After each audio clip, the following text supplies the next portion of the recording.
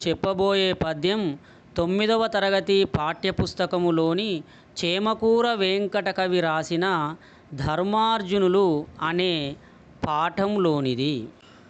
ఆపురమేలు మేలు బలియంచు ప్రజల్ జయవెట్టుచుండా ఆజ్ఞా పరిపాలన వ్రతుడు శాంతి దయా భరణుండు సత్యభాషా పరతత్వ కోవిదుడు సాధుజనాదరణుండు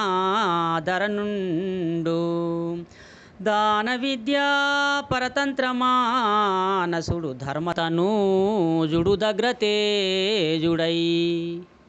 తాత్పర్యం: యమధర్మరాజు వరపుత్రుడైన ధర్మరాజు తాను ఇచ్చిన ఆజ్ఞల ప్రకారం తాను కూడా ప్రవర్తించాలన్న దీక్ష కలవాడు.